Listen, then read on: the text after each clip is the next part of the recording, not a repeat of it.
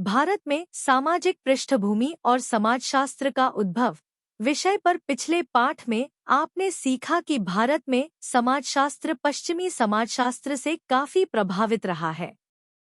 समाजशास्त्र, जो समाज का अध्ययन है, इसकी संस्थाओं, समूहों, प्रक्रियाओं और संगठनों को देखता है।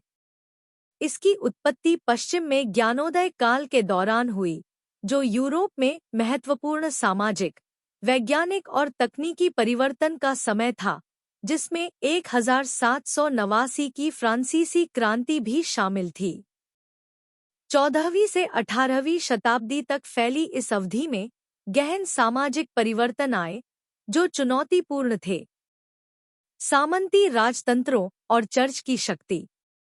इंग्लैंड में औद्योगिक क्रांति, जो इस अवधि के दौरान तकनीकी प्रगति का परिणाम थी, ने समाज और व्यक्तियों की भूमिका में बड़े बदलाव लाए, जिसके परिणामस्वरूप बड़े पैमाने पर गरीबी, सामाजिक मुद्दे और सांस्कृतिक चुनौतियां सामने आईं। इन घटनाओं ने विद्वानों और विचारकों को इन समस्याओं का समाधान करने, उनकी प्रकृति को समझने और गरीबी, अपराध और अन्य सामाजिक समस्याओं से पीड़ित गरीबों के जीवन में सुधार करने के लिए समाज का एक विज्ञान विकसित करने के लिए प्रेरित किया। विद्वानों ने यह भी माना कि गरीबी और उससे जुड़े मुद्दे अपरिहार्य नहीं थे, बल्कि औद्योगिक क्रांति द्वारा लाए गए सामाजिक परिवर्तनों के कारण थे। इस एहसास से इस विचार को स्वीकार किया गया कि गरीबी सामाजिक रूप से निर्मित हुई है और इसलिए इसे समाप्त किया जा सकता है। इस पेपर में हम इस बात पर अधिक ध्यान केंद्रित करेंगे कि भारत में समाजशास्त्र कैसे विकसित हुआ, न कि इसकी शुरुआत कैसे हुई। लेकिन इसे समझने के लिए यूरोप और भारत दोनों में उस समय की सामाजिक पृष्ठभूमि के बारे में जानना जरूरी है जब समाजशास्त्र की शुरुआत हुई थी। समाजशास्त्र एक प्रकार का सामाजिक विज्ञान है जो समाज में मानव व्यवहार को देखता है। इसका उद्देश्य वस्तुनिष्ठ होना है, लेकिन यह विचारों, मूल्यों और लोगों के सामने आने वाली समस्याओं जैसी चीजों पर भी विचार करता है। भौतिकी या जीव विज्ञान जैसे प्राकृतिक विज्ञानों के विपरीत, समाजशास्त्र उन समाजों के समय, स्थान, इतिहास और संस्कृति से गहराई से जुड़ा हुआ है जिनका वह अध्ययन करता है। समाजशास्त्री मानवीय संबंधों के बारे में सामान्य निष्कर्ष निकालने के लिए विशिष्ट ऐतिहासिक स्थितियों में विभिन्न मानव समूहों का अध्ययन करते हैं। जैसा कि हमने पहले सीखा, समाजशास्त्र ने प्राकृतिक विज्ञान के ढांचे में फिट होने के लिए संघर्ष किया है। इस बात पर लंबी बहस चल रही है कि सामाजिक विज्ञान कितना वस्तुनिष्ठ हो सकता है। लेकिन यह ध्यान रखना आवश्यक है कि विभिन्न देशों में उनकी संस्कृति, परंपराओं और ऐतिहासिक अनुभवों के आधार पर समाजशास्त्र अलग-अलग तरीके से विकसित हुआ है। भारतीय समाजशास्त्री, जिन्हें अक्सर पश्चिम में प्रशिक्षित किया जाता था, पश्चिमी समाजशास्त्र से अवधारणाओं और विचारों को वापस लाए और उन्हें भारत में लागू किया। 19वीं शताब्दी में पश्चिमी पूर्ववर्तियों के विपरीत, भारतीय समाजशास्त्रियों को समाजशास्त्र को एक गंभीर क्षेत्र के रूप में स्थापित करने के लिए संघर्ष नहीं करना पड़ा।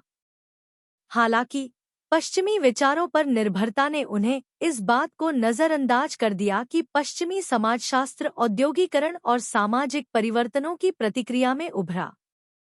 समाजशास्त्र पश्चिमी समाजों के सामने आने वाली नई चुनौतियों को समझने का एक तरीका था। हालांकि जब समाजशास्त्र की शुरुआत हुई तब भारत में कोई भी औद्योगिक पूंजीपति वर्ग उभर कर सामने नहीं आया। जैसे जैसे यूरोपीय विस्तार बढ़ा, वैसे वैसे गैर यूरोपीय दुनिया के बारे में ज्ञान भी बढ़ा।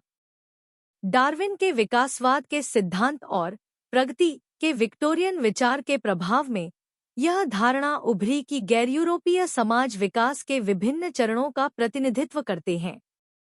ऐसा माना जाता था कि यूरोपीय समाज पहले ही विकासवादी विकास के उच्च स्तर पर पहुंच चुके थे। इस प्रकार जिस संदर्भ में भारत में समाजशास्त्र और मानव विज्ञान का विकास हुआ वह काफी हद तक पिछली 3 या 4 शताब्दियों में यूरोपीय विस्तार का उत्पाद था। दोनों अनुशासन भारत में भारतीय समाज और संस्कृति को समझने के औपनिवेशिक प्रयास के रूप में उभरे। यह औपनिवेशिक संदर्भ भारत में समाजशास्त्र और मानव विज्ञान के उद्भव के लिए महत्वपूर्ण है। बर्नार्ड कोहन 1968 प्री 3 से 28 बताते हैं कि 18वीं शताब्दी के उत्तरार्ध में ब्रिटिश नियंत्रण की स्थापना के साथ कुछ ब्रिटिश अधिकारियों द्वारा भारत की शास्त्रीय भाषाओं का तेजी से ज्ञान प्राप्त करना, संरचना को समझने के प्रशासनिक उद्देश्यों की आवश्यकता थी। भारतीय समाज के बारे में और मिशनरी गतिविधियों में वृद्धि के कारण 1760 के बाद से भारतीय समाज का व्यवस्थित ज्ञान बहुत तेजी से विकसित होना शुरू हुआ। 18वीं शताब्दी के अंत तक भारतीय समाज के अध्ययन के लिए 3 प्रमुख दृष्टिकोण सामने आए: प्राच्यवादी, प्रशासनिक और मिशनरी। प्रत्येक दृष्टिकोण का एक अलग परिप्रेक्ष्य था, जो इन विदेशी पर्यवेक्षकों द्वारा भारत में निभाई गई भूमिकाओं और भारत के बारे में उनकी अंतर्निहित धारणाओं से प्रभावित था। इन दृष्टिकोणों पर पिछली इकाई में पहले ही चर्चा की जा चुकी है। मिशनरियों के साथ मिलकर ब्रिटिश प्रशासनिक अधिकारियों ने भारतीय सामाजिक समूहों के जीवन और संस्कृति के बारे में जानकारी इकट्ठा करने और रिकॉर्ड करने के गंभीर प्रयास किए। एक उदाहरण डॉक्टर फ्रांसिस बुकानन है, जिन्होंने 1807 में गवर्नमेंट जनरल इन काउंसिल के अनुरोध पर बंगाल का नृवंश विज्ञान सर्वेक्षण किया था। कोहन 1968-13 का कहना है कि समाजशास्त्रीय जानकारी के अपेक्षाकृत बेतरतीब संग्रह और रिपोर्टिंग के अनुरूप, जो आमतौर पर राजस्व रिपोर्ट या ऐतिहासिक कार्यों में अंतर्निहित होती है, ईस्ट इंडिया कंपनी ने भारत के लोगों के बारे में बेहतर और अधिक व्यवस्थित जानकारी प्राप्त करने के उद्देश्य से सीधे सर्वेक्षणों का समर्थन किया। ऐसी जानकारी एकत्र करने का सबसे पहला और सबसे प्रसिद्ध प्रयास डॉक्टर फ्रांसिस बुकानन का था। मैसूर में एक फ्रांसीसी मिशनरी अब्बे डुबोइस ने 1816 में हिंदू शिष्टाचार, रीति-रिवाज और समारोह शीर्षक से एक पुस्तक लिखी थी, जो भारत के विद्वानों के लिए मूल्यवान बनी हुई है। वह जाति और जातियों के बीच संबंधों का अध्ययन करने वाले पहले लोगों में से एक थे। बंगाल और बिहार में फ्रांसिस बुकानन के काम ने भारत के हर जिले के सभी पहलुओं, भौतिक, सांस्कृतिक और समाजशास्त्रीय, के बारे में विस्तृत जानकारी एकत्र करने, व्यवस्थित करने और प्रकाशित करने के लिए ब्रिटिश अधिकारियों द्वारा विभिन्न अनुभवजन्य अध्ययनों के लिए एक मिसाल कायम की। इस प्रयास के फलस्वरूप अंततः 20वीं सदी की शुरुआत में इंपीरियल गजेटियर ऑफ इंडिया का प्रकाशन हुआ। Cohn B 1968-15। भारतीय समाज और संस्कृति के इन प्रारंभिक अध्ययनों के कारण 19वीं सदी के अंत में और अधिक संगठित प्रयास हुए। 1871 में ब्रिटिश सरकार ने पहली अखिल भारतीय जनगणना कराई। इस जनगणना ने ब्रिटिश प्रशासकों द्वारा आमतौर पर एकत्र की जाने वाली जानकारी से कहीं अधिक बड़ी मात्रा में जानकारी एकत्र की। 1901 में सर हर्बर्ट राइजली ने भारत का एक नृवंश विज्ञान सर्वेक्षण शुरू करने का प्रयास किया, जो जनगणना का हिस्सा बन गया। जैसा कि आपने पहले पढ़ा, ब्रिटिश अधिकारियों का मानना था कि भारतीय समाज और संस्कृति के बारे में इतनी बड़ी मात्रा में डेटा एकत्र करना आवश्यक और उचित था। विल्सन, राइजली, बेन्स, ब्लंट, थर्स्टन, ओमैली, हटन और गुहा जैसे अधिकारियों के योगदान ने जनगणना को न केवल जनसांख्यिकीय अध्ययन के लिए बल्कि सामाजिक और सांस्कृतिक विश्लेषण के लिए भी जानकारी का एक मूल्यवान स्रोत बना दिया। आज़ादी के बाद से एकत्र किए गए डेटा की सीमा और गुणवत्ता में बहुत सुधार हुआ है। जाति डेटा को छोड़कर श्रीनिवास और पाणिनि 1986-20।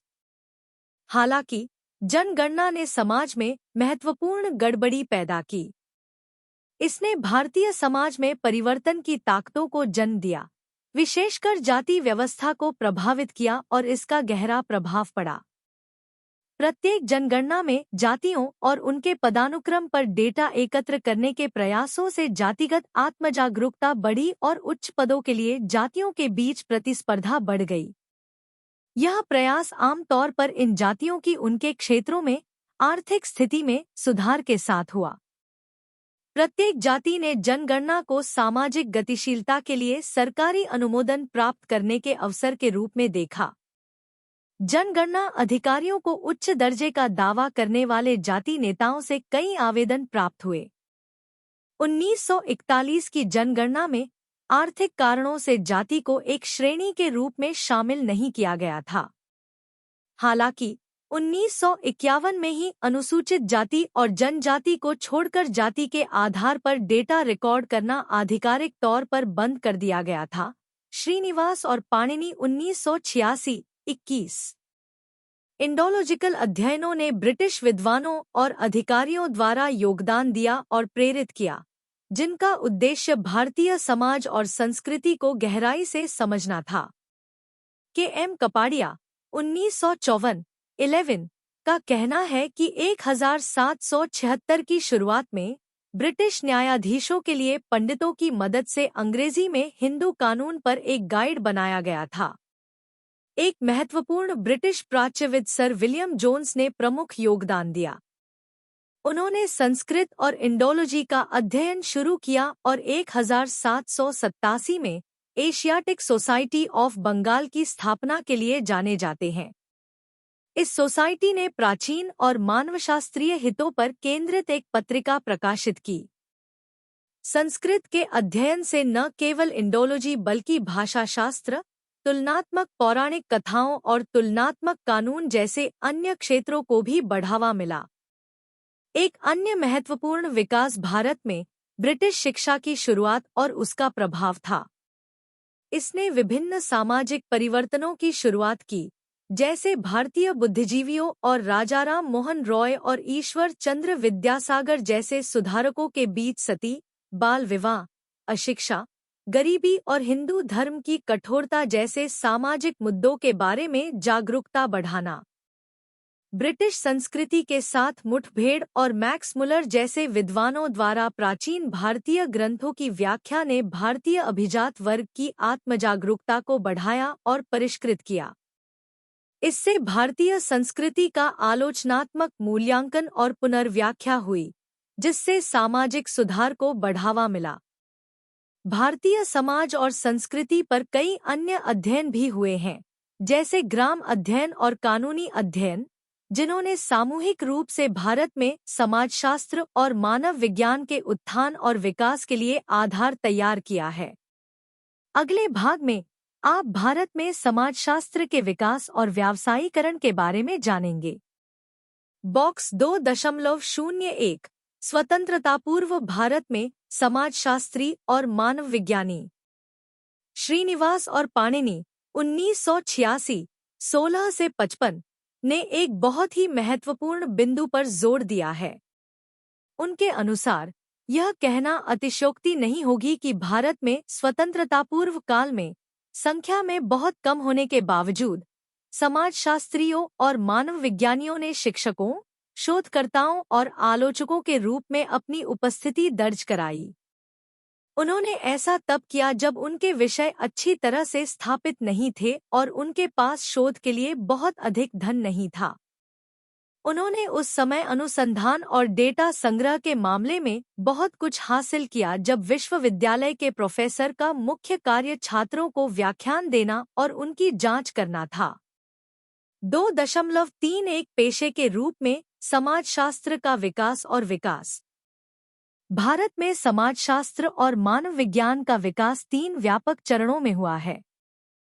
पहला चरण 1773 से 1900 तक है, जब इसके विकास की नींव रखी गई थी। दूसरा चरण 1901 से 1950 तक है, जब दोनों विषयों को व्यावसायिक रूप दिया गया। तीसरा चरण भारत को स्वतंत्रता मिलने के बाद का है। इस चरण के दौरान विभिन्न ताकतों ने 2 विषयों के विकास को प्रभावित किया। नियोजित विकास, संविधान की शुरुआत और संसदीय लोकतंत्र के कारण भारतीय समाज और इसकी संरचना में महत्वपूर्ण परिवर्तन हुए। इस अवधि के दौरान भारतीय विद्वान अपने विदेशी सहयोगियों के काम से अवगत हुए, जिसने उनके अपने काम को प्रभावित किया। इसके अलावा धन की उपलब्धता ने कई क्षेत्रों में अनुसंधान करने में मदद की। श्रीनिवास और पाणिनि 1986-19। 20वीं सदी की शुरुआत में दोनों विषयों ने व्यावसायीकरण का प्रारंभिक चरण शुरू किया। श्रीनिवास और पाणिनि 1986-22 ने उल्लेख किया है कि जबकि अधिकांश नृवंश विज्ञान कार्य जनगणना कार्यों से जुड़े ब्रिटिश अधिकारियों द्वारा किया गया था, यूरोप में पेशेवर समाजशास्त्रियों और मानव विज्ञानियों ने भारत में रुचि लेना शुरू कर दिया। W.H.R. रिवर ने गहन क्षेत्रीय कार्य के आधार पर द टोडास 1906 का अपना अध्ययन प्रकाशित किया।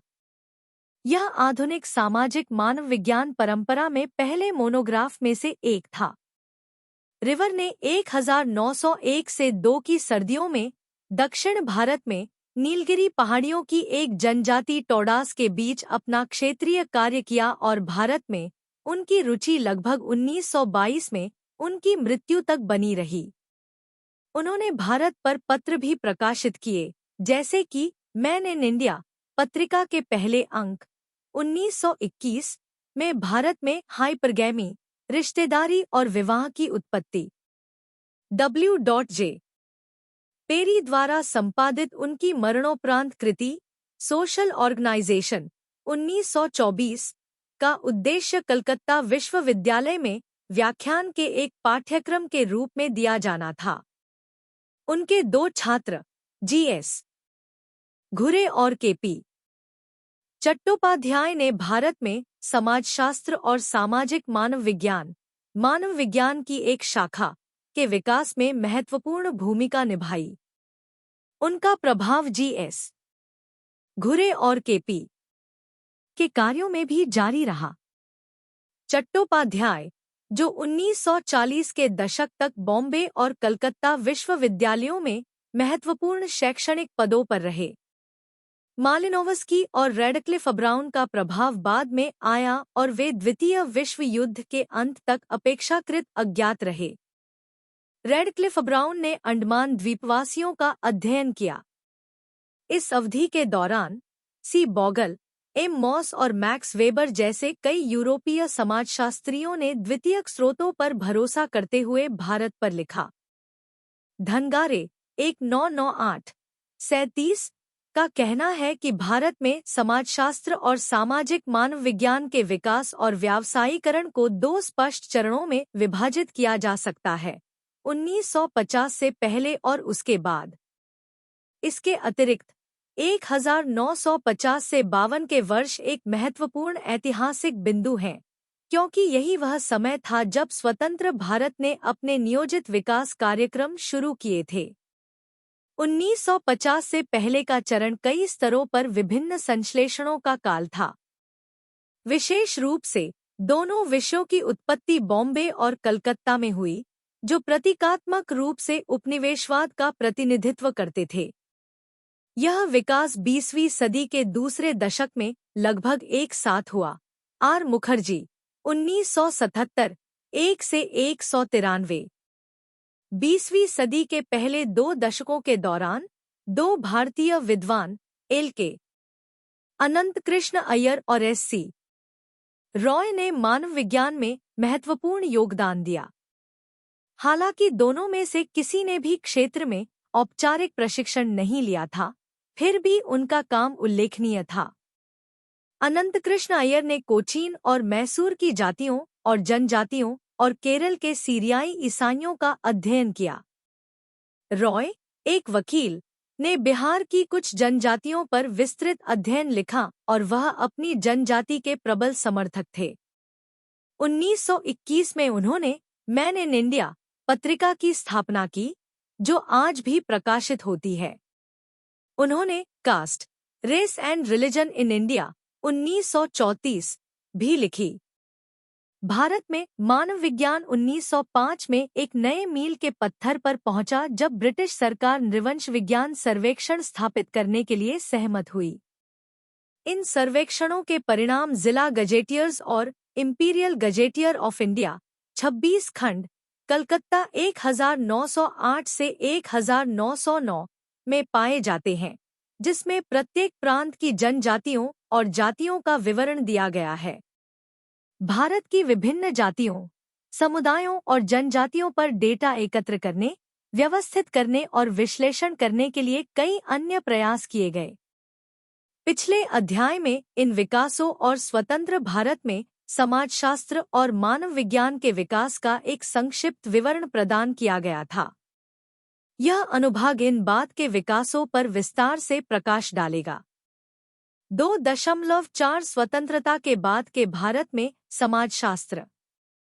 जैसा कि पहली इकाई में उल्लेख किया गया है, समाजशास्त्र और मानव विज्ञान को धीरे धीरे विभिन्न विश्वविद्यालयों में पेश किया गया, शुरुआत में अर्थशास्त्र और सामाजिक दर्शन जैसे अन्य विभागों में। समय के साथ पूरे भारत में कई पूर्ण समाजशास्त्र विभाग स्थापित किए गए। 1910 और 1950 के बीच दोनों विषयों का व्यावसायीकरण हो गया। हालांकि इस अवधि के दौरान समाजशास्त्र केवल कुछ विश्वविद्यालयों में पढ़ाया जाता था और बॉम्बे समाजशास्त्र और सामाजिक मानव विज्ञान में स्नातकोत्तर अनुसंधान का एकमात्र केंद्र था। विभिन्न विश्वविद्यालयों में इन विषयों में लगभग 1 दर्जन शिक्षण पद थे। श्रीनिवास और पाणिनि 1986-33। जैसे जैसे समाजशास्त्र की लोकप्रियता बढ़ी, इसे अधिक विश्वविद्यालयों में स्वीकार किया जाने लगा। सभी स्तरों पर शिक्षा की बढ़ती मांग के साथ विश्वविद्यालयों और कॉलेजों में समाजशास्त्र और मानव विज्ञान में अधिक शिक्षण पद सृजित किए गए।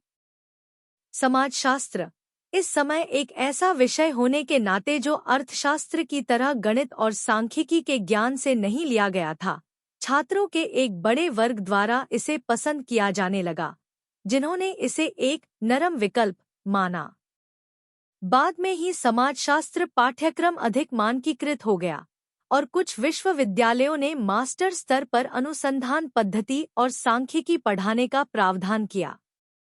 समय के साथ समाजशास्त्र ने प्रतिष्ठा प्राप्त की और यह वर्तमान में कॉलेज और विश्वविद्यालय स्तर पर छात्रों द्वारा चुने गए प्रतिष्ठित विषयों में से एक है। चिंतन और कार्रवाई 2.1। अपने अध्ययन केंद्र में BA या MA स्तर पर समाजशास्त्र पाठ्यक्रम चुनने वाले 5 छात्रों का साक्षात्कार लें। उनसे इस विषय को चुनने का कारण पूछें। अब उनके कारणों की अपने कारणों से तुलना करें और समाजशास्त्र की प्रासंगिकता, प्रकृति और दायरा पर एक नोट लिखें। आप अपने अध्ययन केंद्र में अपने अकादमिक परामर्शदाता के साथ अपने नोट पर चर्चा कर सकते हैं। समाजशास्त्र की प्रासंगिकता, प्रकृति और दायरा। परिचय।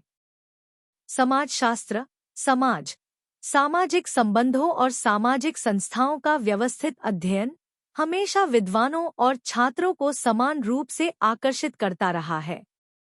यह अनुशासन, हालांकि दूसरों की तुलना में अपेक्षाकृत नया है, इसने खुद को अध्ययन के एक महत्वपूर्ण क्षेत्र के रूप में स्थापित किया है। भारत के एक मुक्त विश्वविद्यालय इग्नू, इंदिरा गांधी राष्ट्रीय मुक्त विश्वविद्यालय के एक छात्र के रूप में मुझे उन 5 छात्रों का साक्षात्कार लेने का काम सौंपा गया था, जिन्होंने BA में समाजशास्त्र पाठ्यक्रम चुना था या मेरे अध्ययन केंद्र में MA स्तर। इस नोट का उद्देश्य समाजशास्त्र को चुनने के उनके कारणों पर विचार करना, उनकी मेरे कारणों से तुलना करना और एक अनुशासन के रूप में समाजशास्त्र की प्रासंगिकता, प्रकृति और दायरे पर गहराई से विचार करना है। समाजशास्त्र चुनने के कारण। छात्र A समाजशास्त्र में BA। कारण, सामाजिक कार्यप्रणाली और संरचनाओं के बारे में जिज्ञासा। स्पष्टीकरण, यह छात्र विशेष रूप से इस बात से उत्सुक था कि समाज कैसे संचालित होते हैं, विभिन्न सामाजिक संस्थाएं और इन संरचनाओं में व्यक्ति क्या भूमिकाएं निभाते हैं। उनका मानना था कि व्यापक सामाजिक गतिशीलता को समझने के लिए इन तत्वों को समझना आवश्यक है। छात्र बी, समाजशास्त्र में एमए। कारण, सामाजिक न्याय और परिवर्तन में रुचि। स्पष्टीकरण, यह छात्र सामाजिक असमानताओं और अन्यायों को समझने और उनका समाधान करने की इच्छा से प्रेरित था। उन्होंने समाजशास्त्र को लैंगिक असमानता, गरीबी और भेदभाव जैसे मुद्दों पर जोर देते हुए सामाजिक परिवर्तन का विश्लेषण करने और योगदान करने के एक उपकरण के रूप में देखा। छात्र सी, समाजशास्त्र में बीए। कारण, समाजशास्त्र की अंतःविषय प्रकृति। स्पष्टीकरण, उन्होंने समाजशास्त्र के अंतःविषय पहलू की सराहना की, जो मनोविज्ञान, मानव विज्ञान, अर्थशास्त्र और राजनीति विज्ञान जैसे क्षेत्रों से जुड़ा हुआ है। इस छात्र ने समाजशास्त्र में शामिल विषयों की व्यापकता और विविधता का आनंद लिया। छात्र डी, समाजशास्त्र में एमए। कारण, शैक्षणिक और कैरियर की संभावनाएं। स्पष्टीकरण, इस छात्र ने समाजशास्त्र को उसकी शैक्षणिक कठोरता और शिक्षा, अनुसंधान, नीति निर्माण और सामाजिक कार्यों में भूमिका सहित प्रदान किए जाने वाले विभिन्न कैरियर अवसरों के लिए चुना। उनका मानना था कि समाजशास्त्र की डिग्री सार्वजनिक सेवा या गैर सरकारी संगठनों में करियर के लिए एक मजबूत आधार प्रदान करेगी। छात्र ई, समाजशास्त्र में बीए। कारण, व्यक्तिगत अनुभव और सामाजिक अवलोकन।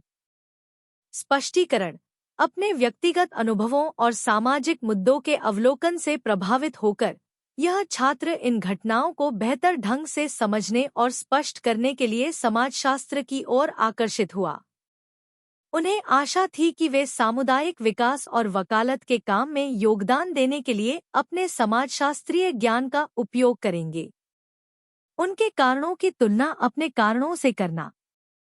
समाजशास्त्र को चुनने के मेरे कारण उन छात्रों के साथ निकटता से मेल खाते हैं जिनका मैंने साक्षात्कार लिया था, लेकिन इसमें व्यक्तिगत बारीकियां भी शामिल हैं। बौद्धिक जिज्ञासा, सामाजिक न्याय के प्रति जुनून और क्षेत्र की अंतःविषय प्रकृति में रुचि के संयोजन के कारण मैंने समाजशास्त्र को चुना। छात्र ए की तरह मैं इस बात से रोमांचित हूँ कि समाज कैसे कार्य करता है और सामाजिक संरचनाओं की जटिलताएं क्या है। सामाजिक न्याय में मेरी रुचि छात्र बी की प्रेरणा के समान सामाजिक असमानताओं को समझने और उनका मुकाबला करने की इच्छा से उत्पन्न होती है। इसके अतिरिक्त समाजशास्त्र का व्यापक और अंतःविषय दायरा, जैसा कि छात्र सी द्वारा उजागर किया गया था, मेरे निर्णय में एक महत्वपूर्ण कारक था। समाजशास्त्र की प्रकृति और दायरा। 1. सामाजिक संरचनाओं और प्रक्रियाओं को समझना। समाजशास्त्र सामाजिक संरचनाओं और प्रक्रियाओं की जटिलताओं को समझने के लिए एक व्यापक रूपरेखा प्रदान करता है। यह जांच करता है कि समाज कैसे संगठित है, इन प्रणालियों के भीतर व्यक्ति क्या भूमिका निभाते हैं, और विभिन्न संस्थाएं जो सामाजिक जीवन को प्रभावित करती हैं, जैसे कि परिवार, शिक्षा, धर्म और राजनीति। समाजशास्त्रीय सिद्धांतों और पद्धतियों के माध्यम से छात्र और शोधकर्ता सामाजिक व्यवहार के पैटर्न और सामाजिक घटनाओं के अंतर्निहित कारणों का विश्लेषण कर सकते हैं। 2. सामाजिक असमानताओं को संबोधित करना और सामाजिक न्याय को बढ़ावा देना। समाजशास्त्र का एक मुख्य उद्देश्य सामाजिक असमानताओं पर प्रकाश डालना और सामाजिक न्याय की दिशा में काम करना है। वर्ग, नस्ल, लिंग और जातीयता जैसे मुद्दों का अध्ययन करके समाजशास्त्रियों का लक्ष्य असमानता के मूल कारणों को समझना और उन्हें संबोधित करने के लिए रणनीति विकसित करना है। समाजशास्त्र का यह पहलू समकालीन समाज में विशेष रूप से प्रासंगिक है, जहां सामाजिक असमानताएं प्रमुख हैं और समानता और समावेशन को बढ़ावा देने के लिए सूचित हस्तक्षेप की आवश्यकता है। 3. अंतःविषय संबंध और व्यापक अनुप्रयोग। समाजशास्त्र की अंतःविषय प्रकृति इसे विभिन्न क्षेत्रों से अंतर्दृष्टि प्राप्त करने, इसकी विश्लेषणात्मक शक्ति और प्रयोज्यता को बढ़ाने की अनुमति देती है। यह व्यक्तिगत और समूह व्यवहार को समझने में मनोविज्ञान के साथ, सांस्कृतिक मानदंडों और प्रथाओं की खोज में मानव विज्ञान के साथ, आर्थिक व्यवहार के सामाजिक पहलुओं का विश्लेषण करने में अर्थशास्त्र के साथ, और शक्ति गतिशीलता और शासन की जांच में राजनीति विज्ञान के साथ जुड़ता है। यह अंतःविषय दृष्टिकोण समाजशास्त्र के दायरे को व्यापक बनाता है, जिससे यह शैक्षणिक और व्यावसायिक संदर्भों की एक विस्तृत श्रृंखला के लिए प्रासंगिक हो जाता है। 4 अनुसंधान और कार्यप्रणाली। समाजशास्त्र अपनी कठोर अनुसंधान पद्धतियों द्वारा प्रतिष्ठित है, जिसमें गुणात्मक और मात्रात्मक दोनों दृष्टिकोण शामिल हैं। गुणात्मक तरीके, जैसे नृवंश विज्ञान, साक्षात्कार और सामग्री विश्लेषण, सामाजिक घटनाओं की गहन समझ की अनुमति देते हैं।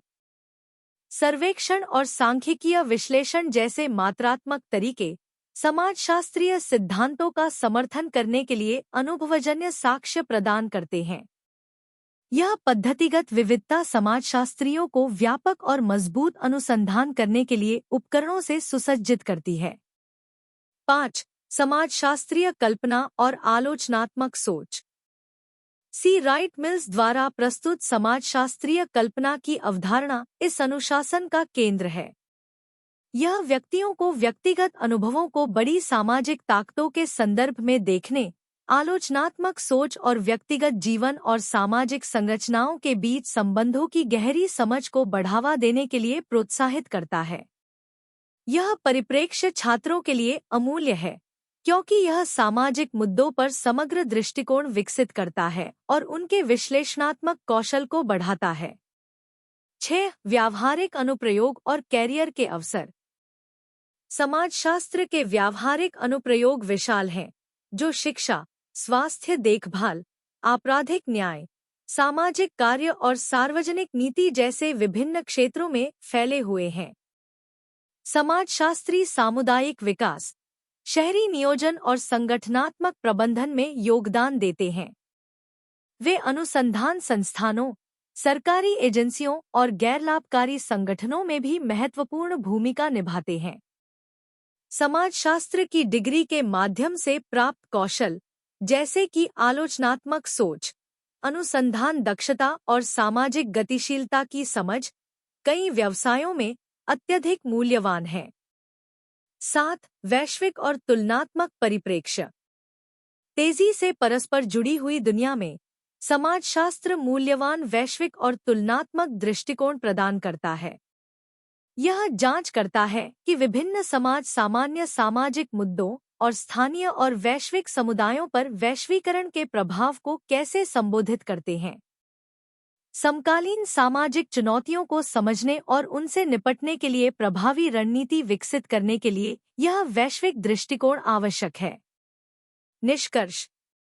एक अनुशासन के रूप में समाजशास्त्र की प्रासंगिकता को कम करके आंका नहीं जा सकता।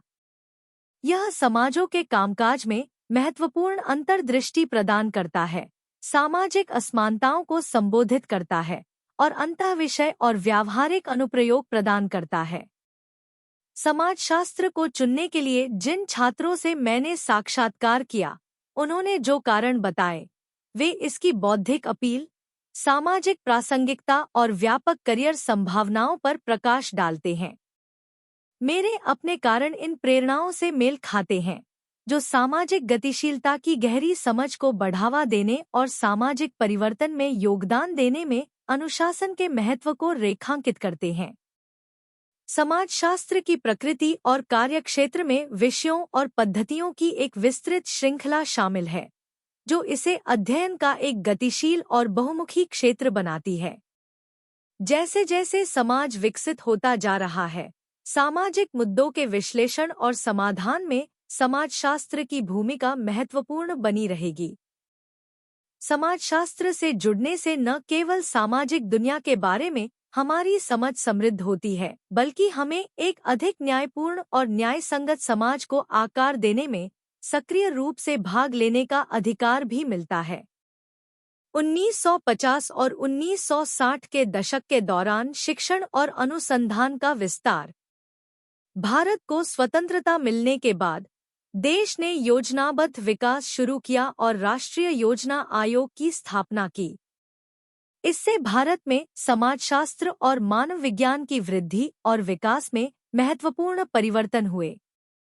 राज्य की सूचना की मांग को पूरा करने और उनकी कार्यप्रणाली का विश्लेषण और मूल्यांकन करने के लिए अनुसंधान और प्रशिक्षण संस्थानों की संख्या में वृद्धि होने लगी। इस दौरान उभरे इन नए संस्थानों और सरकारी एजेंसियों में काम करने के लिए योग्य और प्रशिक्षित व्यक्तियों की भी आवश्यकता थी। योजना आयोग ने योजना और विकास से संबंधित सामाजिक विज्ञान अनुसंधान को वित्तपोषित करने के लिए एक अनुसंधान कार्यक्रम समिति बनाई। इसके अतिरिक्त योजना आयोग के भीतर कार्यक्रम मूल्यांकन बोर्ड की स्थापना की गई, जिसकी प्रत्येक राज्य में शाखाएं थीं, जिससे समाजशास्त्रियों और मानव विज्ञानियों के लिए नौकरियां पैदा हुईं। एक और महत्वपूर्ण विकास योजना प्रक्रिया में सामाजिक विज्ञान के महत्व के बारे में शिक्षित लोगों के बीच बढ़ती जागरूकता थी। यह जागरूकता 1966 में भारतीय सामाजिक विज्ञान अनुसंधान परिषद (ICSSR) की स्थापना के लिए योजना आयोग की सिफारिश में परिलक्षित हुई थी। VKRV आयोग में शिक्षा के प्रभारी सदस्य राव ने यह सिफारिश की। ICSSR की स्थापना सितंबर 1969 में दिवंगत DR के साथ हुई थी। गाडगिल इसके पहले अध्यक्ष बने। चिंतन और क्रिया 2.2 भारतीय सामाजिक विज्ञान अनुसंधान परिषद ICSSR या विश्वविद्यालय अनुदान आयोग UGC के बारे में कुछ विवरण प्राप्त करें। अनुसंधान का क्षेत्र आजकल चल रहा है और इन संगठनों द्वारा वित्त पोषित किया जा रहा है। यदि संभव हो तो आप अपने घर के पास किसी भी साइबर कैफे में उनकी वेबसाइट पर जा सकते हैं। इन विवरणों को शामिल करते हुए एक नोट लिखें और अपने अध्ययन केंद्र में समाजशास्त्र के अन्य छात्रों के साथ इस पर चर्चा करें। विश्वविद्यालय अनुदान आयोग UGC एक सिंहावलोकन और वर्तमान अनुसंधान पहल। परिचय। विश्वविद्यालय अनुदान आयोग UGC भारत में एक वैधानिक निकाय है जो विश्वविद्यालय शिक्षा के मानकों के समन्वय, निर्धारण और रखरखाव के लिए जिम्मेदार है। 1956 में स्थापित UGC भारत में विश्वविद्यालयों को मान्यता प्रदान करता है और ऐसे मान्यता प्राप्त विश्वविद्यालयों और कॉलेजों को धन वितरित करता है। यह उच्च शिक्षा प्रणाली में गुणवत्ता सुनिश्चित करने और अनुसंधान एवं नवाचार को बढ़ावा देने में महत्वपूर्ण भूमिका निभाता है। इस प्रतिबिंब में हम UGC द्वारा वित्त पोषित इतिहास, कार्यों और वर्तमान अनुसंधान क्षेत्रों में गहराई से उतरेंगे, जो भारतीय उच्च शिक्षा पर इसके प्रभाव का व्यापक अवलोकन प्रदान करेंगे। ऐतिहासिक पृष्ठभूमि। विश्वविद्यालय अनुदान आयोग की स्थापना डॉक्टर S राधाकृष्णन के नेतृत्व वाले विश्वविद्यालय शिक्षा आयोग 1948 से 49 की सिफारिशों के आधार पर की गई थी। UGC का औपचारिक उद्घाटन 28 दिसंबर 1953 को तत्कालीन शिक्षा, प्राकृतिक संसाधन और वैज्ञानिक अनुसंधान मंत्री डॉक्टर अब्दुल कलाम आजाद द्वारा किया गया था। UGC अधिनियम 1956 में पारित किया गया था, जिससे इसे अपने कार्यों को करने के लिए वैधानिक अधिकार मिल गया। UGC के कार्य। UGC के प्राथमिक कार्यों में शामिल हैं: विश्वविद्यालय शिक्षा को बढ़ावा देना और समन्वय करना। UGC देश भर में विश्वविद्यालय शिक्षा को बढ़ावा देने और समन्वय करने के लिए काम करता है, यह सुनिश्चित करते हुए कि यह कुछ मानकों को पूरा करता है। शिक्षण, परीक्षा और अनुसंधान के मानकों का निर्धारण और रखरखाव। UGC गुणवत्ता और स्थिरता बनाए रखने के लिए विश्वविद्यालयों में शिक्षण, परीक्षा और अनुसंधान के लिए मानक निर्धारित करता है। अनुदान संवितरण। यह विकास, बुनियादी ढांचे, अनुसंधान और नवाचार सहित विभिन्न उद्देश्यों के लिए विश्वविद्यालयों और कॉलेजों को धन आवंटित करता है। सरकार को सलाह देना। यूजीसी उच्च शिक्षा से संबंधित मामलों पर केंद्र और राज्य सरकारों को सलाह देता है। यूजीसी द्वारा वित्त पोषित वर्तमान अनुसंधान क्षेत्र। यूजीसी अकादमिक अनुसंधान और नवाचार को प्रोत्साहित करने के लिए विभिन्न विषयों में अनुसंधान परियोजनाओं की एक विस्तृत श्रृंखला को वित्त पोषित करता है। वर्तमान में यूजीसी द्वारा वित्त पोषित कुछ प्रमुख अनुसंधान क्षेत्र नीचे दिए गए हैं। 1. मानविकी और सामाजिक विज्ञान। यूजीसी मानविकी और सामाजिक विज्ञान में कई परियोजनाओं का समर्थन करता है, जैसे क्षेत्रों पर ध्यान केंद्रित करता है। सांस्कृतिक अध्ययन, भारत की विविध संस्कृतियों, परंपराओं और विरासत पर शोध करना। समाजशास्त्र और सामाजिक कार्य, गरीबी, असमानता, लिंग अध्ययन और सामाजिक नीतियों जैसे सामाजिक मुद्दों को संबोधित करना। मनोविज्ञान और शिक्षा, मानव व्यवहार, शैक्षिक प्रणालियों और शैक्षणिक तरीकों का अध्ययन। 2. विज्ञान एवं प्रौद्योगिकी। यूजीसी विज्ञान और प्रौद्योगिकी पर महत्वपूर्ण जोर देता है, अनुसंधान को वित्त पोषित करता है। पर्यावरण विज्ञान, जलवायु परिवर्तन, सतत विकास और जैव विविधता संरक्षण पर अनुसंधान। जैव प्रौद्योगिकी और जीवन विज्ञान, आनुवंशिकी, आणविक जीव विज्ञान और चिकित्सा जैव प्रौद्योगिकी पर अध्ययन। भौतिक विज्ञान, भौतिकी, रसायन विज्ञान और भौतिक विज्ञान में अनुसंधान। 3. अंतःविषय और बहुविषयक अनुसंधान। अंतर्विषयक अध्ययन के महत्व को पहचानते हुए यूजीसी ऐसे अनुसंधान को बढ़ावा देता है जो कई क्षेत्रों तक फैला हो, जैसे सार्वजनिक स्वास्थ्य और महामारी विज्ञान, स्वास्थ्य संबंधी मुद्दों के समाधान के लिए चिकित्सा विज्ञान, समाजशास्त्र और सार्वजनिक नीति का संयोजन। आर्टिफिशियल इंटेलिजेंस और डेटा साइंस, प्रौद्योगिकी में प्रगति के लिए कंप्यूटर विज्ञान, गणित और इंजीनियरिंग का विलय। ग्रामीण विकास, ग्रामीण आजीविका में सुधार के लिए समाजशास्त्र, अर्थशास्त्र और पर्यावरण विज्ञान को एकीकृत करना। यूजीसी द्वारा प्रमुख अनुसंधान पहल। यूजीसी ने भारतीय विश्वविद्यालयों में अनुसंधान को बढ़ावा देने के लिए कई पहल शुरू की हैं। कुछ उल्लेखनीय पहलों में शामिल हैं। 1. विशेष सहायता कार्यक्रम, एसएपी। एसएपी का लक्ष्य विभिन्न विषयों में पहचाने गए प्रमुख क्षेत्रों में अनुसंधान को प्रोत्साहित करना है। यह अनुसंधान सुविधाओं और शैक्षणिक बुनियादी ढांचे में सुधार के लिए विश्वविद्यालयों में विभागों को वित्तीय सहायता प्रदान करता है। 2. संकाय विकास कार्यक्रम, एफडीपी। यह कार्यक्रम अनुसंधान और प्रशिक्षण के माध्यम से संकाय सदस्यों के व्यावसायिक विकास पर केंद्रित है। इसमें शिक्षकों के लिए अनुसंधान करने और अपनी योग्यताएं उन्नत करने के अवसर शामिल हैं। 3. उत्कृष्टता की क्षमता वाला विश्वविद्यालय, यूपीई। यूपीई योजना उन विश्वविद्यालयों की पहचान और समर्थन करती है जिनमें अनुसंधान और शिक्षण में उत्कृष्टता हासिल करने की क्षमता है। इन विश्वविद्यालयों को अपने बुनियादी ढांचे और अनुसंधान क्षमताओं में सुधार के लिए अतिरिक्त धन मिलता है। 4. अनुसंधान फेलोशिप योजनाएं। यूजीसी शोधकर्ताओं को समर्थन देने के लिए विभिन्न फेलोशिप प्रदान करता है, जिसमें junior research fellowship, JRF, senior research fellowship, SRF और पोस्ट डॉक्टरल फेलोशिप, पीडीएफ, शामिल हैं। ये फेलोशिप विद्वानों को उनकी शोध रुचियों को आगे बढ़ाने के लिए वित्तीय सहायता प्रदान करती हैं। यूजीसी द्वारा वित्त पोषित अनुसंधान परियोजनाओं के मामले का अध्ययन। यूजीसी द्वारा वित्त पोषित अनुसंधान के प्रभाव को स्पष्ट करने के लिए यहाँ उल्लेखनीय परियोजनाओं के कुछ केस अध्ययन दिए गए हैं। 1. सतत कृषि पर परियोजना। यूजीसी द्वारा वित्त पोषित एक अग्रणी कृषि विश्वविद्यालय के शोधकर्ताओं की एक टीम टिकाऊ कृषि पद्धतियों को विकसित करने पर काम कर रही है। उनका शोध जैविक खेती, मिट्टी के स्वास्थ्य और रासायनिक आदानों पर निर्भरता को कम करने के लिए जैव उर्वरकों के उपयोग पर केंद्रित है। परियोजना का उद्देश्य फसल की पैदावार में सुधार करना और पर्यावरणीय स्थिरता को बढ़ावा देना है। 2. शहरीकरण एवं सामाजिक परिवर्तन पर अध्ययन।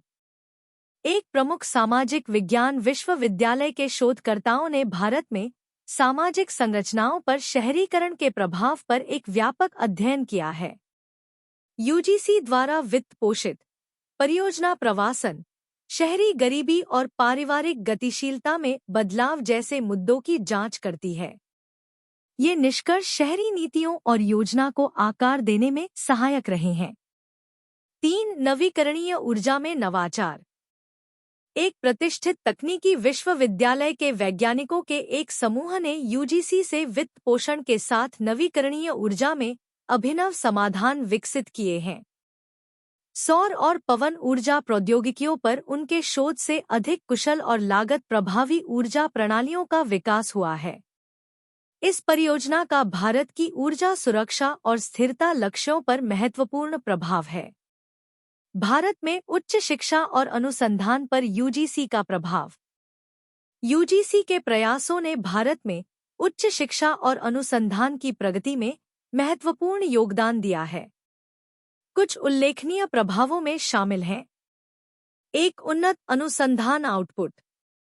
यूजीसी द्वारा वित्तीय सहायता और पहल से भारतीय विश्वविद्यालयों के अनुसंधान उत्पादन में वृद्धि हुई है। भारतीय शिक्षा जगत से निकलने वाले शोध प्रकाशनों, पेटेंटों और नवाचारों की संख्या में उल्लेखनीय वृद्धि हुई है। 2. बेहतर बुनियादी ढांचा। यूजीसी द्वारा प्रदान किए गए अनुदान और फंडिंग ने विश्वविद्यालयों को प्रयोगशालाओं, पुस्तकालयों और अनुसंधान केंद्रों सहित अपने बुनियादी ढांचे को उन्नत करने में मदद की है। इसने अकादमिक अनुसंधान और सीखने के लिए अनुकूल माहौल तैयार किया है। 3. क्षमता निर्माण। यूजीसी के विभिन्न फेलोशिप और विकास कार्यक्रमों ने संकाय सदस्यों और विद्वानों की अनुसंधान क्षमता बनाने में मदद की है। इससे उच्च गुणवत्ता वाले अनुसंधान करने में सक्षम अधिक कुशल और जानकार शैक्षणिक कार्यबल तैयार हुआ है। 4. अंतःविषय अनुसंधान। अंतःविषय अनुसंधान को बढ़ावा देकर यूजीसी ने अध्ययन के विभिन्न क्षेत्रों में सहयोग को प्रोत्साहित किया है। इससे जटिल सामाजिक और वैज्ञानिक समस्याओं का नवोन्वेषी समाधान सामने आया है। चुनौतियां और आगे का रास्ता।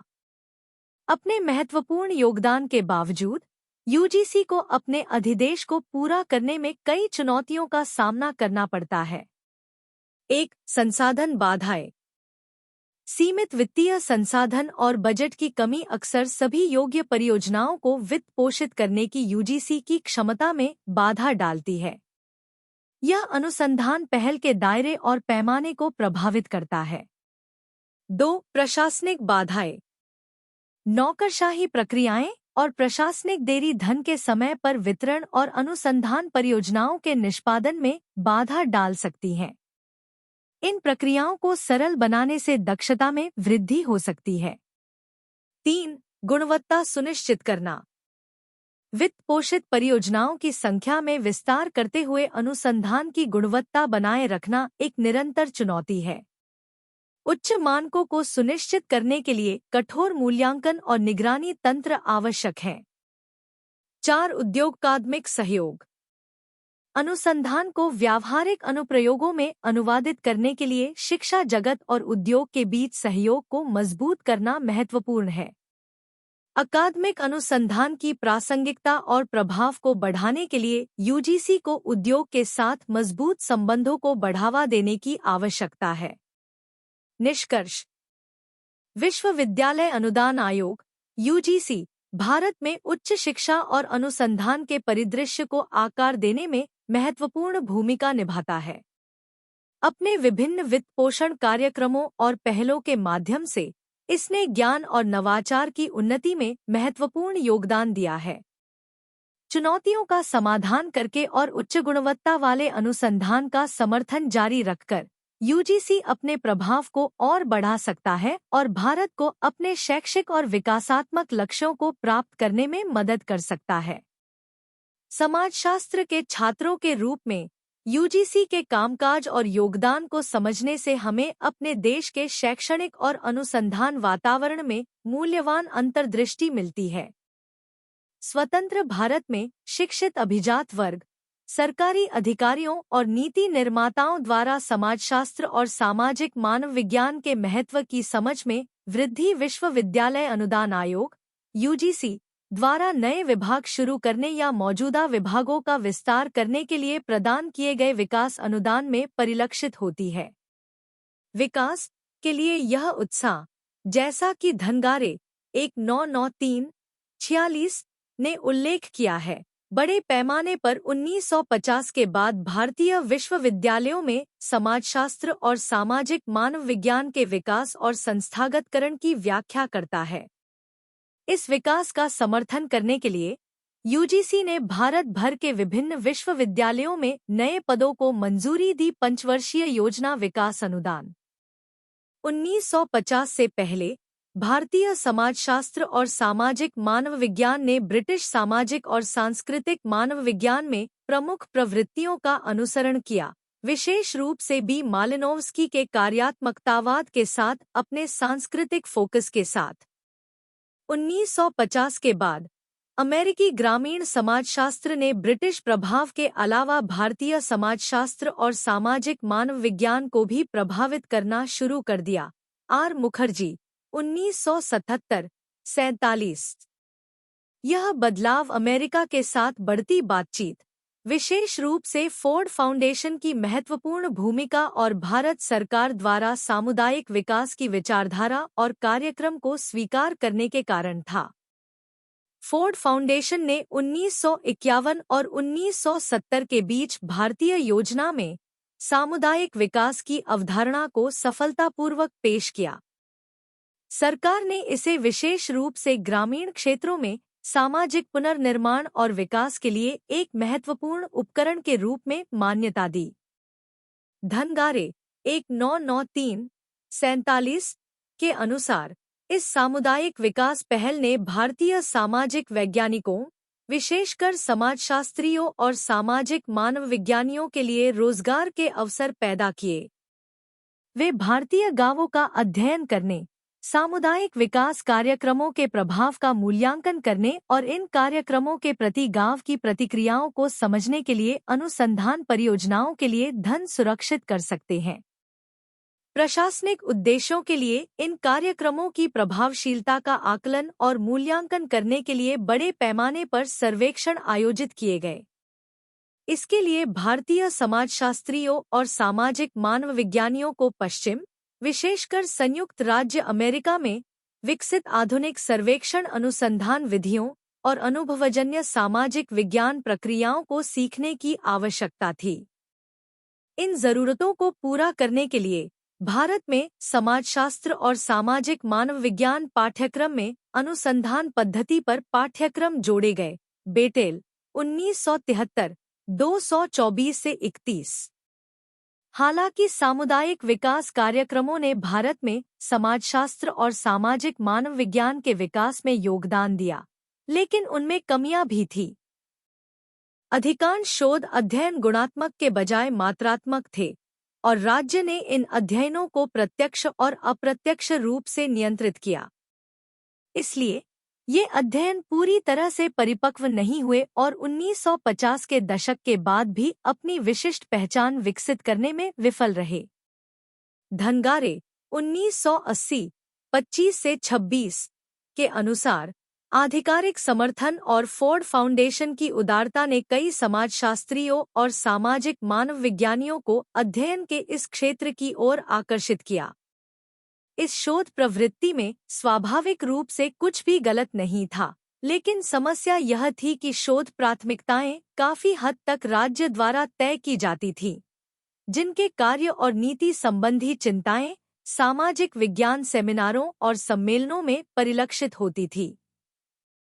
भारत में समाजशास्त्र और सामाजिक मानव विज्ञान पर सामुदायिक विकास कार्यक्रम का एक और महत्वपूर्ण प्रभाव यह था कि राज्य और सरकारी नीति निर्माता निकायों के साथ उनका घनिष्ठ संबंध शैक्षणिक स्थिति और मान्यता का एक पैमाना बन गया। इस नई स्थिति ने पहले की अंतःविषय बातचीत को संसाधनों और मान्यता के लिए तीव्र प्रतिस्पर्धा में बदल दिया।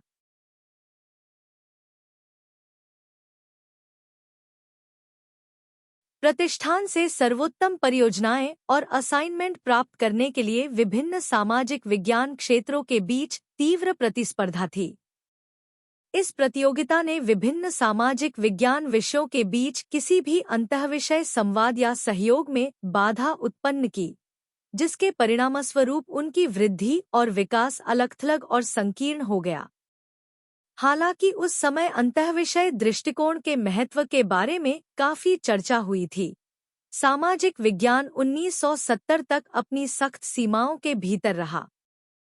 धनगारे 1993-49 ने कहा कि समाजशास्त्र और सामाजिक मानव विज्ञान न केवल अर्थशास्त्र, इतिहास, राजनीति विज्ञान से अलग थे और दर्शन, जिसके साथ वे पहले सहअस्तित्व में थे और अक्सर 1950 से पहले बातचीत करते थे, लेकिन वे एक दूसरे से अलग भी हो गए। 1950 से पहले उन्होंने बहुत ही उत्पादक और पारस्परिक रूप से लाभप्रद संबंध बनाए रखा था। हालांकि 1960 और 1970 के दशक में बॉम्बे और सागर को छोड़कर अधिकांश भारतीय विश्वविद्यालयों में समाजशास्त्र और सामाजिक मानव विज्ञान को अलग करने की स्पष्ट प्रवृत्ति थी।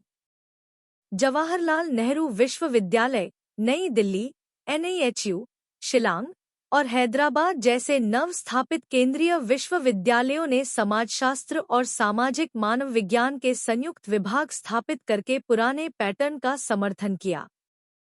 दिल्ली में, विशेष रूप से दिल्ली विश्वविद्यालय में, हालांकि समाजशास्त्र और मानव विज्ञान शुरू से ही अलग-अलग विभाग थे, दिल्ली स्कूल ऑफ इकोनॉमिक्स में स्थित समाजशास्त्र विभाग ने सामाजिक मानव विज्ञान पर जोर दिया।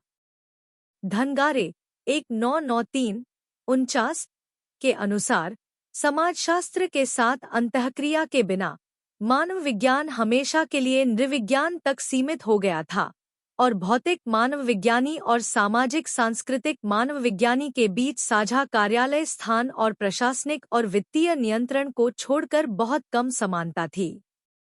इन कारणों से भारत में समाजशास्त्र और सामाजिक मानव विज्ञान के बीच संबंध अनिश्चित स्थिति में है। यहाँ तक कि ICSSR, जिसे 1969 में भारत सरकार द्वारा स्थापित किया गया था, ने भारत में समाजशास्त्र और सामाजिक मानव विज्ञान पर एक संयुक्त सर्वेक्षण रुझान रिपोर्ट आयोजित करने का निर्णय लिया, लेकिन किसी कारण से दोनों विषयों के लिए विशेषज्ञों का एक अलग पैनल बनाए रखा। UGC ने भी इस प्रवृत्ति का अनुसरण किया। ICSSR ने भारत में समाजशास्त्र और सामाजिक मानव विज्ञान की वृद्धि और विकास में महत्वपूर्ण योगदान दिया। इसने अपने कार्यों के संदर्भ में अनिवार्य रूप से योजना आयोग की अनुसंधान कार्यक्रम समिति का स्थान ले लिया। एक स्वायत्त और वित्तीय रूप से स्वतंत्र निकाय के रूप में इसने अनुसंधान परियोजनाओं, सेमिनारों, कार्यशालाओं, पुस्तकों और पत्रिकाओं के प्रकाशन, डेटा विश्लेषण और परामर्श के लिए वित्त पोषण के माध्यम से कई विश्वविद्यालय विभागों का समर्थन किया है। यह पेशे के कनिष्ठ और वरिष्ठ दोनों सदस्यों के लिए अल्पकालिक या दीर्घकालिक फेलोशिप भी प्रदान करता है। धनगारे 1993-50 लिखते हैं कि ICSSR की विभिन्न योजनाएं व्यापकाधारित और समतावादी थी, जो समाजशास्त्रियों और सामाजिक मानव विज्ञानी सहित सभी सामाजिक वैज्ञानिकों के बीच विश्वास को प्रेरित करती थी। इसने 1969 से भारत में दोनों विषयों के विकास में सकारात्मक और रचनात्मक भूमिका निभाई है। 70 के दशक के दौरान कुछ प्रमुख अनुसंधान रुझान 70 के दशक में अनुसंधान और शिक्षण के महत्वपूर्ण क्षेत्रों में रुचियों और विशेषज्ञताओं की निरंतरता और विविधता देखी गई जो 1960 के दशक में शुरू हुई थी।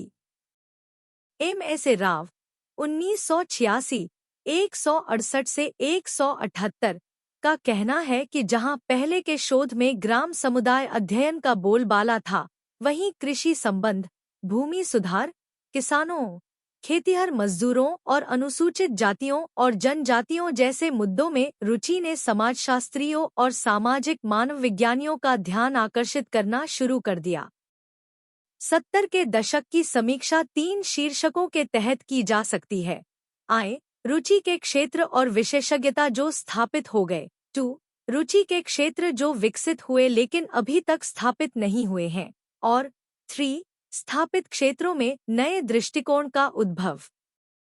किसान अध्ययन और ग्रामीण समाज की संरचना 1970 के दशक में एक प्रमुख शोध रुचि बन गई। Beteille 1974, Oommen 1975, 1977, Alexander 1975, Joshi 1975, Joan Mencher 1978।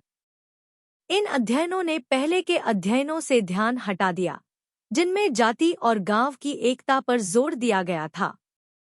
हालांकि कुछ समाजशास्त्रियों ने अभी भी ग्राम समुदायों का अध्ययन करना जारी रखा है। उदाहरण के लिए श्रीनिवास 1976। किसान आंदोलनों का अध्ययन किसान अध्ययनों से निकटता से जुड़ा हुआ है, जिसने समाजशास्त्रियों धनगारे 1974, रंगा राव 1978, P.N. मुखर्जी 1978, राजेंद्र सिंह 1978, A.R. देसाई 1979 का भी ध्यान आकर्षित किया। इतिहासकारों की भी कृषि इतिहास में बहुत रुचि हो गई। किसान आंदोलनों का अध्ययन उन सामाजिक आंदोलनों के व्यापक अध्ययन का हिस्सा है जो 1970 के दशक में प्रमुख हो गए।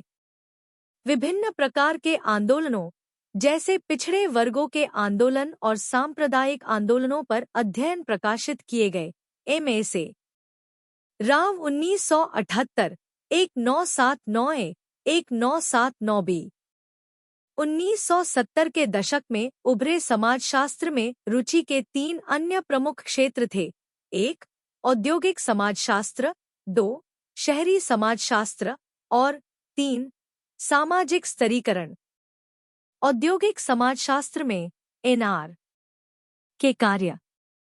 शेठ और P.J. पटेल 1979 ने विकास की प्रवृत्तियों का पता लगाया। ट्रेड यूनियनों और औद्योगिक संबंधों का अध्ययन भी किया गया। E.A. रामास्वामी 1977, 1978। कुछ विश्वविद्यालय विभागों ने M.A. और M.Phil स्तरों पर औद्योगिक समाजशास्त्र पढ़ाना शुरू किया। भारत में शहरी समाजशास्त्र की उपेक्षा इस धारणा के कारण की गई थी कि भारत मुख्य रूप से एक ग्रामीण समाज था, लेकिन 1970 के दशक में इसे महत्व मिला। ग्रामीण शहरी प्रवास, शहरी विकास और मलिन बस्तियों के मुद्दों ने समाजशास्त्रियों और सामाजिक मानवविज्ञानियों को आकर्षित किया। शहरी समाजशास्त्र के विभिन्न पहलुओं जैसे ग्रामीण शहरी प्रवास, जनसांख्यिकी, पड़ोस, मलिन बस्तियां, स्तरीकरण, शिक्षा और जातीय संघर्ष का अध्ययन किया गया। M.S.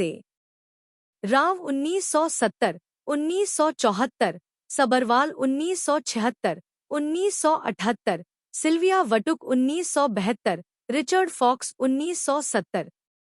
विशेष रूप से शहरी मलिन बस्तियों पर विशेष ध्यान दिया गया। देसाई और पिल्लई 1970, 1972, वेब 1975, अल्फ्रेड डी सूजा 1979 और अन्य। 1970 के दशक में रुचि और विशेषज्ञता का एक अन्य प्रमुख क्षेत्र सामाजिक स्तरीकरण था। इस दौरान कई अध्ययन प्रकाशित हुए, जिनमें आंद्रे बेटेल 1977, योगेंद्र सिंह 1977 और विक्टर डिसूजा 1977 की रचनाएं शामिल हैं। अभिजात वर्ग के कई अध्ययन भी सामने आए। सिंघी 1974, शिवकुमार लाल 1974। सामाजिक स्तरीकरण लगभग सभी विश्वविद्यालयों और समाजशास्त्र कार्यक्रमों वाले कॉलेजों में पढ़ाया जाने वाला एक सामान्य पाठ्यक्रम है। इस अवधि के दौरान विशेषज्ञता के विभिन्न क्षेत्रों में कई अध्ययन प्रकाशित हुए, जैसे विकास का समाजशास्त्र, शिक्षा का समाजशास्त्र और बहुत कुछ। कई नए क्षेत्र भी उभरे, जैसे व्यवसायों का समाजशास्त्र, संगठनों का समाजशास्त्र, चिकित्सा समाजशास्त्र और महिलाओं पर अध्ययन। धनगारे कहते हैं कि 1950 के दशक के बाद से समाजशास्त्र और सामाजिक मानव विज्ञान में कई बदलावों के बावजूद सभी शोध चिंताओं को नहीं छोड़ा गया। वास्तव में अनुसंधान संबंधी चिंताओं में उल्लेखनीय निरंतरता रही है। नए रुझान उभरे हैं, लेकिन पुराने रुझान 1950 और 1960 के दशक में समेकित हो गए। सबसे महत्वपूर्ण विषयों में जाति और स्तरीकरण, परिवार और रिश्तेदारी, धर्म और अनुष्ठान और ग्राम सामाजिक संगठन शामिल थे। ये विषय समाजशास्त्रियों और सामाजिक मानव विज्ञानियों को चिंतित करते रहे। सबसे बढ़कर जाति और स्तरीकरण भारतीय समाज में इतनी महत्वपूर्ण संरचनात्मक वास्तविकताएं थी कि वे भारतीय समाजशास्त्रियों और सामाजिक मानव विज्ञानियों का ध्यान आकर्षित करते रहे। हालांकि हाल के वर्षों में किए गए जाति स्तरीकरण अध्ययनों में गुणात्मक अंतर है। श्रीनिवास के जाति और धर्म के अध्ययन ने न केवल जाति और धर्म की संरचनात्मक कार्यात्मक प्रकृति का पता लगाया, बल्कि भारतीय गांवों में जाति व्यवस्था की गतिशीलता का भी पता लगाया। उन्होंने जाति के प्रक्रियात्मक पहलुओं, जैसे कि संस्कृतिकरण, पश्चिमीकरण और ग्राम समाज के भीतर शक्ति संबंधों को समझने के लिए प्रमुख जाति की अवधारणा का अध्ययन करने के लिए वैचारिक उपकरण विकसित किए। वाई.बी. दामले ने जाति की गतिशीलता को समझाने के लिए संदर्भ समूह सिद्धांत के उपयोग की वकालत की, जबकि आंद्रे बेटेले 1965 ने तंजौर गांव में जाति, वर्ग और शक्ति का अध्ययन करने के लिए वर्ग, स्थिति और पार्टी के वेबेरियन ढांचे का उपयोग किया। बॉक्स 2.02 समाजशास्त्र की प्रासंगिकता, एक राय। डी.एन. धनगारे समाजशास्त्र की भूमिका और प्रासंगिकता के बारे में एक मजबूत राय व्यक्त करते हैं।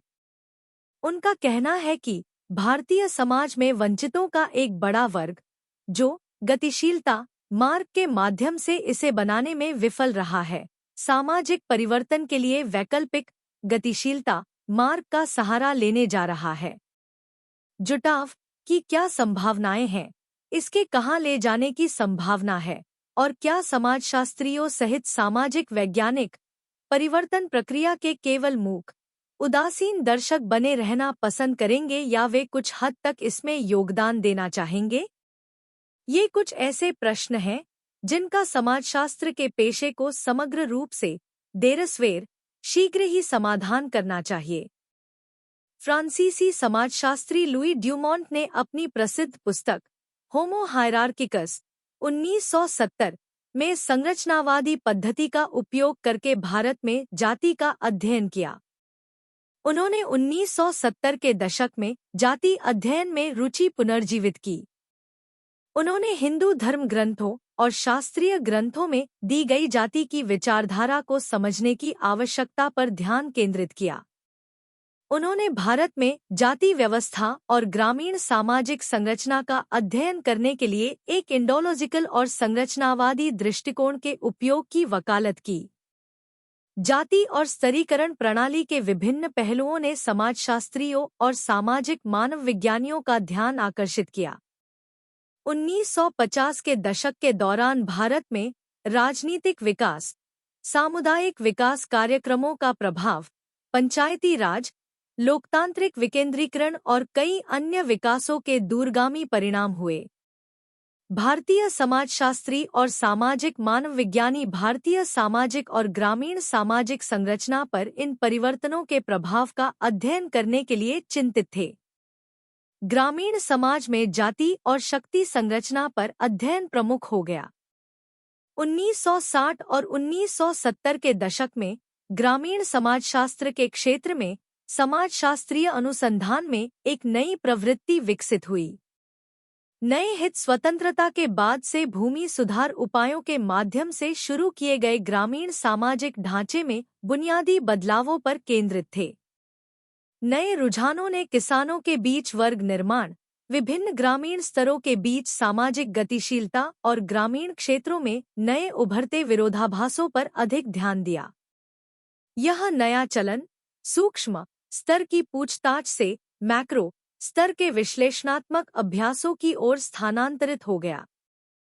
समाजशास्त्र में कृषि अध्ययन की नई प्रवृत्ति से निकटता से संबंधित सामाजिक आंदोलनों का अध्ययन करने की प्रवृत्ति थी, विशेषकर किसानों के बीच। भारतीय राष्ट्रीय आंदोलन और इसकी सामाजिक पृष्ठभूमि का देसाई 1948 का अध्ययन, जिसमें इसके वर्ग चरित्र और अंतर्निहित विरोधाभासों का वर्णन किया गया था, 1950 से पहले के युग का एक महत्वपूर्ण और अग्रणी योगदान था। 1980 के दशक के दौरान 1950, 1960 और 1970 के दशक के कई हित लगातार मजबूत होते रहे। नए क्षेत्र भी सामने आए, जैसे विचलन का समाजशास्त्र, कानून का समाजशास्त्र, ज्ञान का समाजशास्त्र और विज्ञान का समाजशास्त्र। भारत में समाजशास्त्रियों और सामाजिक मानवविज्ञानियों द्वारा इन और अन्य क्षेत्रों का तेजी से अध्ययन किया जा रहा है। इन क्षेत्रों के अध्ययन के लिए समाजशास्त्रीय दृष्टिकोण विविध है। विभिन्न समाजशास्त्रियों द्वारा प्रयुक्त सिद्धांत और विधियां भिन्न भिन्न रही हैं। भारत में समाजशास्त्रियों द्वारा प्रयुक्त सिद्धांत और विधियां। धनगारे के अनुसार भारतीय समाजशास्त्रियों और सामाजिक मानवविज्ञानियों के सैद्धांतिक दृष्टिकोण बदल गए हैं। दार्शनिक सैद्धांतिक अभिविन्यास जैसे राधा कमल मुखर्जी और संरचनात्मक कार्यात्मक और सांस्कृतिक दृष्टिकोण जैसे रेडक्लिफ ब्राउन, एमेन श्रीनिवास आदि की अपील कम हो रही है। द्वंद्वात्मक ऐतिहासिक अभिविन्यास, जो अक्सर मार्क्सवादी तरीकों और विचारों पर आधारित होता है, ने हाल ही में अनुकूलन और नवप्रवर्तन की एक महान क्षमता दिखाई है। यह दृष्टिकोण अब युवा समाजशास्त्रियों के बीच लोकप्रिय हो गया है। संरचनावादी दृष्टिकोण भी लोकप्रिय है और इसे जेपीएस ओबेरॉय, टीएन मदन और वीणा दास जैसे समाजशास्त्रियों के कार्यों में देखा जाता है। आने वाले वर्षों में यह प्रवृत्ति बढ़ने की संभावना है। प्रणालीगत सैद्धांतिक दृष्टिकोण एमएस गोरे, योगेंद्र सिंह, वाई.बी. के कुछ लेखों में पाया जाता है। दामले, योगेश अटल और कुछ अन्य। हालांकि हाल ही में इस क्षेत्र में कोई महत्वपूर्ण प्रगति नहीं हुई है।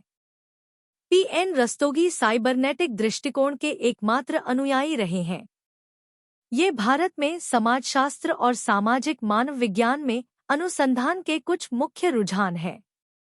अनुसंधान में कई सैद्धांतिक दृष्टिकोण और तरीकों का उपयोग किया जाता है और समाजशास्त्र और सामाजिक मानवविज्ञान में समृद्ध साहित्य को दिखाने के लिए कुछ महत्वपूर्ण दृष्टिकोणों का उल्लेख यहाँ किया गया है। निष्कर्ष। पहला पेपर भारत में समाजशास्त्र के उद्भव की सामाजिक पृष्ठभूमि और वर्तमान पेपर अनुशासन का उद्भव, मुद्दे और विषय वस्तु भारत में समाजशास्त्र पर इस पाठ्यक्रम के सामान्य विषय पर परिचयात्मक पेपर हैं। वह सामाजिक पृष्ठभूमि जिसने समाजशास्त्र और सामाजिक मानवविज्ञान को भारत में जड़ें जमाने की इजाजत दी, जहां एक शास्त्रीय साहित्यिक परंपरा पहले से मौजूद थी, उसने नए अनुशासन और उसके संस्थानों की बौद्धिक नींव रखी। जैसा कि दोनों पत्रों की शुरुआत में बताया गया है, समाजशास्त्र और सामाजिक मानवविज्ञान पश्चिमी समाजशास्त्र से काफी प्रभावित थे। वे भारतीय समाज और संस्कृति की पश्चिमी व्याख्या के प्रति भारतीयों की बौद्धिक प्रतिक्रिया के रूप में उभरे। जैसे जैसे यूरोपीय उपनिवेशीकरण और विस्तार बढ़ता गया, नए समाजों और समुदायों को समझने की आवश्यकता बढ़ती गई। विभिन्न कारणों से पश्चिमी समाज के कुछ परोपकारी और कुछ व्यावहारिक विद्वानों ने भारत में सामाजिक वास्तविकता को समझने की कोशिश की और इस ज्ञान का उपयोग धर्मांतरण, पारंपरिक हिंदू समाज में सामाजिक मुद्दों और रूढ़िवादों को संबोधित करने और आदिवासी समुदायों के कल्याण में सुधार जैसे उद्देश्यों के लिए किया। औपनिवेशिक प्रभाव और जीवन के पश्चिमी और पूर्वी तरीकों के बीच टकराव ने साहित्य का एक समूह तैयार किया जो समाजशास्त्र और सामाजिक मानव विज्ञान की नींव बन गया। 1900 से 1921 तक इस अनुशासन का व्यावसायीकरण संयोग नहीं था। यह सबसे पहले बॉम्बे, कलकत्ता और लखनऊ जैसे शहरों में विकसित हुआ और 1950 के दशक के बाद पूरे देश में फैल गया। इसलिए औपनिवेशिक संदर्भ को नजरअंदाज नहीं किया जा सकता। 1950 के दशक में इस विषय को विभिन्न विश्वविद्यालयों में व्यावसायिक मान्यता और स्वीकृति प्राप्त हुई। स्वतंत्रता के बाद जब योजनाबद्ध विकास शुरू किया गया तो समाजशास्त्र और सामाजिक मानव विज्ञान की प्रतिष्ठा बढ़ी। विभिन्न सामुदायिक विकास कार्यक्रमों, पंचायती राज आदि के प्रभाव के बारे में जानकारी एकत्र करने के लिए कर्मचारी संस्थानों और अनुसंधान और प्रशिक्षण का संचालन करने के लिए प्रशिक्षित कर्मियों की आवश्यकता थी। ICSSR की स्थापना 1969 में हुई थी और विश्वविद्यालय अनुदान आयोग UGC ने सामाजिक वैज्ञानिकों के लिए अनुसंधान निधि प्रदान की थी। सामाजिक विज्ञान, विशेषकर समाजशास्त्र और सामाजिक मानव विज्ञान की प्रासंगिकता विकसित हुई। अंत में हमने 1950 से 1980 के दशक तक समाजशास्त्र और सामाजिक मानव विज्ञान में भारतीय विश्वविद्यालयों में कुछ शोध प्रवृत्तियों का वर्णन किया। भारत में इन विषयों के विकास को समझाने के लिए सैद्धांतिक अभिविन्यासों का संक्षेप में वर्णन किया गया।